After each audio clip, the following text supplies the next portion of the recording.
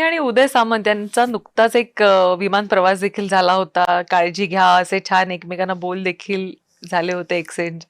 काय नेमकं झालं? त्याचा व्हिडिओ पण आलेला समोर. ते विमाना वगैरे काही मी त्यांच्याबरोबर गेलेलो नाही. विमान प्रवास वगैरे त्यांचा माझा एकत्र नाही. ते माझ्या चिपळूणमध्ये मी राहतो तिथं कार्यक्रमाला आले होते.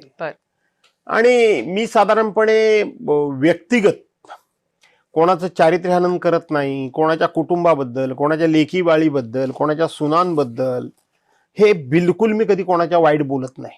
अजिबात चुकूनही मी कधी बोलत नाही.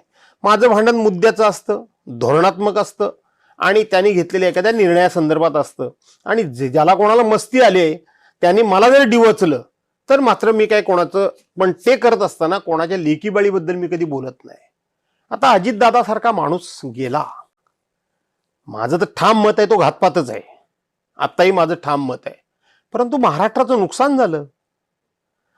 एवढं नेतृत्व आहे, बहरात असताना ते नेतृत्व जाणं हे एका पक्षाचं नुकसान नाहीये, हे आपल्या महाराष्ट्राचं नुकसान आहे. नक्कीच. आणि म्हणून हे उदय सामंत जमिनीला कधी पाय लावतं लावतच नाहीत. नेहमी हवेतच असतात. हवेत म्हणजे हेलिकॉप्टर विमान वगैरे इकडे असतात. आता शेवटी जिल्ह्यातला माणूस आहे, एकत्र काम आम्ही करतो. माझ्या आणि त्यांच्या वयामध्ये अंतर बरंच आहे. मी जवळजवळ 1.5 2 त्यांच्याशिवाय वयाने जास्त मोठा आहे. आणि म्हणून ते कार्यक्रमातून निघाले होते. जाऊ का म्हणाले, म्हटलं जा. परंतु एकंदरीत हे सगळं बघितल्यानंतर तुम्ही थोडंसं पायलट बघा. हे पायलट कोणत्या परिस्थिती मध्ये असतात, कुठे असतात, काय असतात, कारण त्यांचे चोचले भयंकर असतात. हेलिकॉप्टर मला पण पवार साहेबांनी दिलं होतं. पक्षाचा अध्यक्ष असताना मला पवार साहेबांनी कायमचं हेलिकॉप्टर दिलं होतं. नाही असं नाही.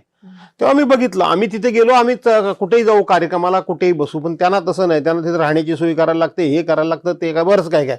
हे कुठल्या परिस्थितीत आहे, तुम्हाला मिळालेले हेलिकॉप्टर त्याचं मेंटेनन्स झालंय की नाही झालंय, त्याचे कंपनीचा मालक कोण आहे, हे थोडंसं वडीलकीच्या नात्यानं मी त्यांना समजावलं की बाबा असे काळजी घ्या. त्यांच्या हेलिकॉप्टरमधून वगैरे मी फिरायला गेलेला नाही.